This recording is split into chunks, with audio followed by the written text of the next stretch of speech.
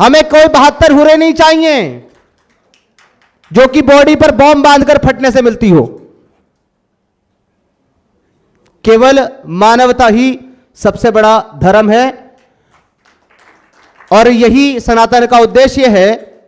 लेकिन अगर मैं इसके बरक्स बात करूं इस्लाम की, क्योंकि मैं इस्लाम को बहुत बारीकियों से मैंने पढ़ा और समझा और तकरीबन अपने जीवन के 14 से 16 साल तक मैं तबलीगी जमात का हिस्सा रहा। और आप यकीन नहीं करेंगे कि तबलीगी जमात में जो 10-12 लोगों की एक टीम होती है, उनके ऊपर एक उनका अमीर होता है जिसको बोलते हैं वो कमांडर। मैं 4-4 माह की 2 जमातों का कमांडर था और मैंने अपने जीवन में 11 बार 40 दिन करके तबलीगी जमात में लगाए और 3 बार 4 माह लगाए, यानी कि 4 मंथ 1 टाइम में 3 बार। जी आपने बिल्कुल सही बात कही।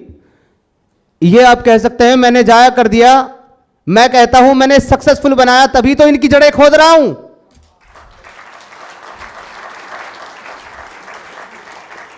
यदि मैंने ये ना लगाया होता तो मैं आज आपको बता नहीं पाता कि अंतर क्या है।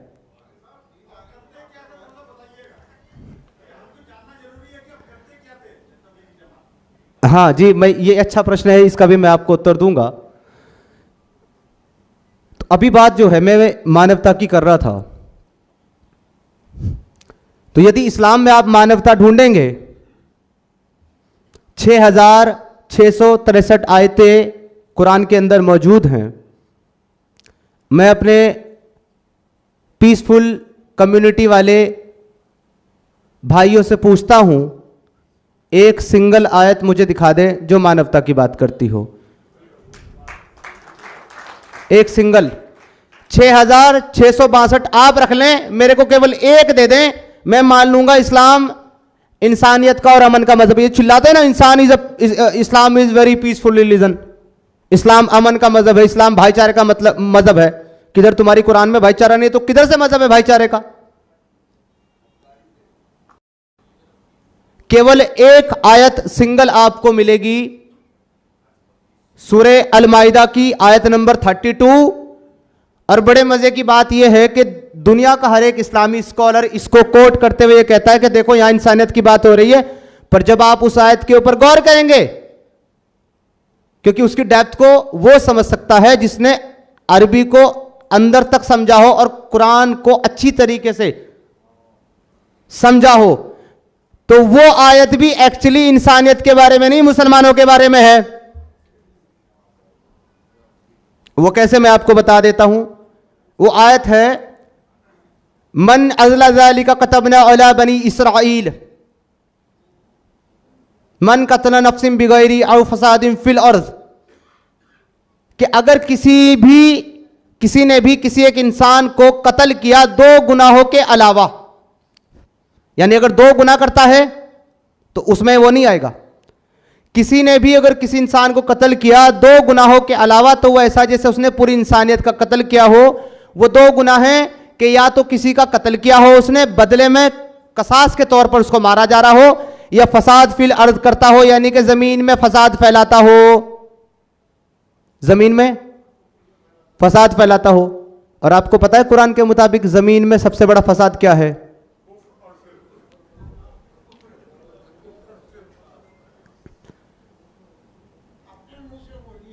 तो जो कुफ्र है, अल्लाह के सिवा किसी और की इबादत करना, यह जमीन का सबसे बड़ा फसाद है। तो अगर किसी कुफ्र करने वाले को मारोगे तो इंसानियत का कत्ल नहीं किया तुमने, यानी मुसलमानों के लिए ये भी मुसलमानों के। भाई मुशरिक कौन होगा? जो अल्लाह के सिवा किसी और की इबादत करे वो मुशरिक, और जो अल्लाह के साथ किसी और को, अल्लाह की बात को ना माने, मोहम्मद को ना माने, वो काफिर। और जिसने कुफ्र किया और जिसने शिर्क किया उसने जमीन में फसाद फैलाया, तो लिहाजा उसको मारा तो इंसानियत का कत्ल नहीं है। केवल जो शिर्क ना करता हो और जो कुफ्र ना करता हो उसको मारा तो इंसानियत का कत्ल है। वो कौन है? जो शिर्क नहीं करता। तो ये आयत भी एक ले दे के थी इनके पास, वो भी खत्म।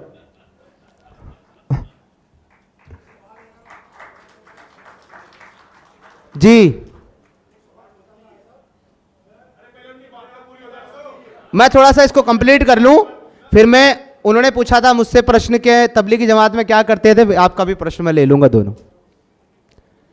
अच्छा, ये इसमें एक और सबसे बड़ी प्रॉब्लम ये है इस आयत के अंदर कि इसमें शुरू में ही कहा, इसमें एक्चुअली ये नहीं बताया जा रहा कि तुमने ऐसा करना, इसमें ये जो कुरानी अल्लाह है ये पिछली किसी किताब में कही हुई बात का प्रायश्चित कर रहा है, पश्चाताप कर रहा है कि मैंने ये क्यों कह दिया। क्योंकि जब बात शुरू होती है तब ये कहा जाता है मन अज़ला ज़ालिका कतबना अला बनी इसराइल, कि इसलिए हमने बनी इसराइल को कहा था, मोहम्मदियों को नहीं कहा था, मुसलमानों को नहीं कहा, यहूदियों को कहा था कि अगर तुमने किसी एक को मारा तो पूरे इंसानियत को मारा, अगर वो जमीन में फसाद ना फैलाता हो। तो उसका पश्चाताप करते हुए अब 33 में जब आ जाता है, 5 की जब 33 में आता है तब कहता है, और युहारिबून का लफ्ज इस्तेमाल करता है। पूरी आयत में आपको पढ़ के बताता हूं, मेरे माइंड से निकल गई, सॉरी। थोड़ा सा मैं आपको इसके बारे में बता देता हूं कि इसमें क्या कह रहा है। एक्चुअली इसमें 32 के ठीक बाद 33 आती है, और 33 में ये 32 की गलती को सुधार करके ये कह रहा है कि मैंने ऐसा कहा था, परंतु अब आपको 33 को फॉलो करना है।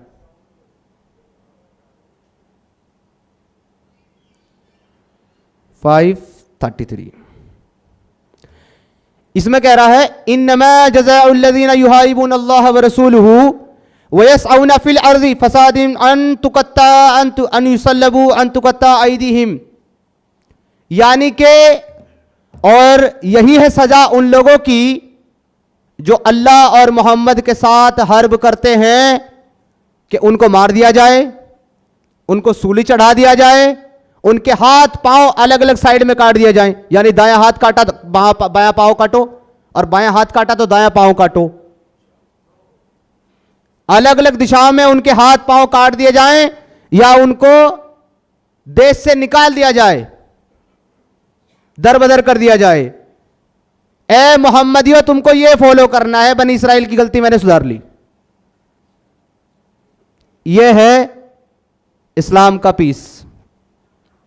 जो भी दुनिया में यह कहता हो इस्लाम इज अ पीसफुल रिलीजन, उसको मेरा चैलेंज है, वो दुनिया का कितना ही बड़ा स्कॉलर हो, किसी भी कंट्री का रहने वाला हो, कैसा भी मुसलमान हो, वो आए इस टॉपिक पे मेरे से डिबेट कर ले। अगर उसने साबित कर दिया Islam is a peaceful religion, Islam is a peaceful religion, तो मैं वापस अपने सारे साथियों के साथ इस्लाम कबूल करने को तैयार हूं। अगर वो नहीं कर पाया तो उसको सनातन धर्म एक्सेप्ट करना पड़ेगा।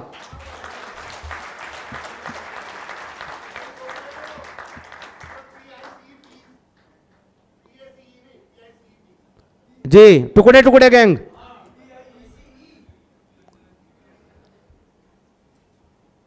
तो मित्रों, सर्वप्रथम बात यह है कि जब ये पीसफुल कम्युनिटी, पीस नहीं पीस, पीसफुल कम्युनिटी भारत में हमारे आक्रांताओं के रूप में आई और इन्होंने आक्रमण किए,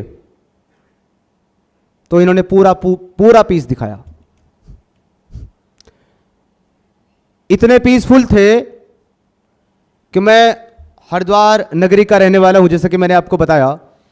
वहां पर बाबा जी तैमूर लंग आया था।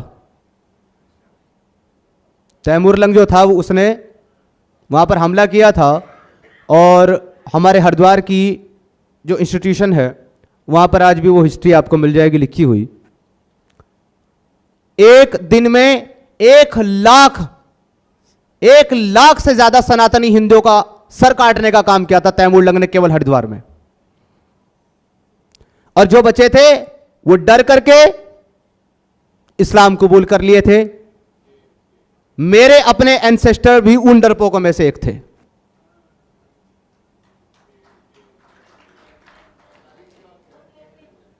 जो तलवार के डर से इस्लाम को कबूल किए, मेरे अपने एंसेस्टर भी उनमें से एक थे। मैं केवल इस मंच के माध्यम से मेरा यह संदेश देना चाहता हूं। यदि मैं आपको अपनी बात बताऊं तो मैं अपने मुसलमान भाइयों से नफरत नहीं करता, मुझे उनसे हेट नहीं है।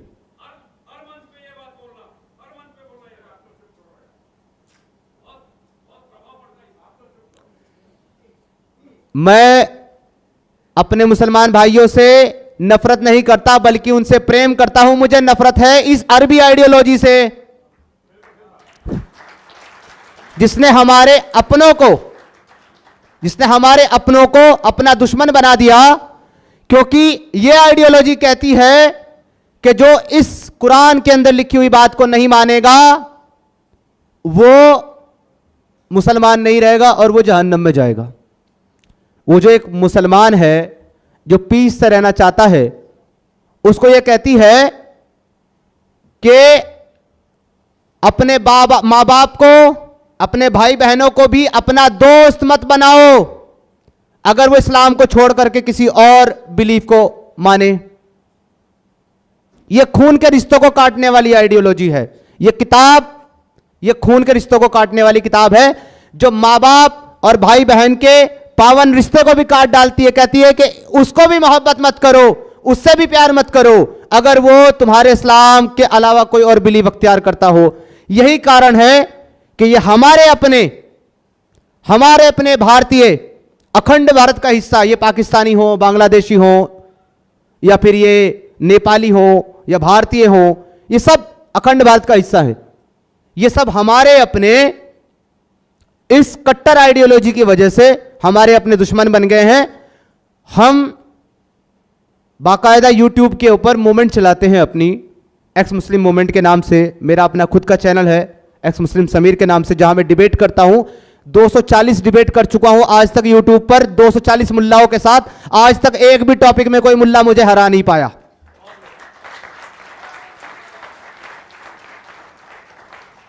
और टीवी चैनल्स जितने भी हैं, न्यूज नेशन हो, इंडिया टीवी हो, सब जगह जाकर के हमने जो है इन मुल्लाओं के छक्के छुड़ाए हैं। वो इसलिए क्योंकि झूठ के पांव नहीं होते, झूठ नहीं चलता, सच के सामने झूठ नहीं टिक सकता, तो ये लिहाजा हमारे सामने टिकते नहीं है और भाग जाते हैं। तो मैं इन सारे अपने भाइयों को इस मंच से आह्वान करता हूं कि हम सबके एंसेस्टर जो थे वो यहीं से निकले हैं जहां आज आपको बुलाया जा रहा है। तो लिहाजा आप इस पर गौर करें कि आपको ये पीस वाली आइडियोलॉजी चाहिए या आपको ये वसुधैव कुटुंबकम वाली आइडियोलॉजी का धर्म चाहिए। केवल दुनिया में अगर कहीं पूरी मानव जाति की और पूरी मानव जाति के कल्याण की बात होती है, वो केवल और केवल सनातन धर्म है। इसके अलावा दुनिया में कोई धर्म नहीं है। जय श्री राम। बहुत बहुत धन्यवाद आप सभी का सुनने के लिए। और मैं इस कार्यक्रम के आयोजनकर्ता सभी समिति को और माननीय तुफैल दादा को और स्वामी जी को और सभी मौजूद यहाँ पर व्यक्तियों को बहुत बहुत आभार कहता हूँ और धन्यवाद कहता हूँ कि आपने मुझे यहाँ पर बात रखने का और बोलने का मौका दिया। जी आप अपना प्रश्न रख दे, क्या है आपका? फिर मैं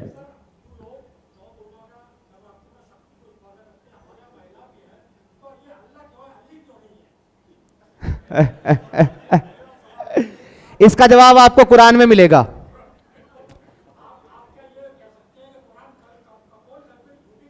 जी मैं आपको बता रहा हूं, इसका उत्तर कुरान में मिलेगा आपको। कुरान में ये अल्लाह कहता है, जी मैं बता रहा हूं ना क्यों कहता है। हाँ मैं बता रहा हूं, वो इसका उत्तर दे रहा हूं आपको। कुरान में ये अल्लाह कहता है कि मैं बेटा कैसे पैदा कर सकता हूं, मेरी तो कोई बीवी नहीं है। वो कह रहा है कि बिना बीवी के मैं बेटा पैदा नहीं कर सकता, लेकिन मरियम बिना बाप के बेटा पैदा कर सकती है। वो अल्लाह से ज्यादा पावरफुल है। धन्यवाद।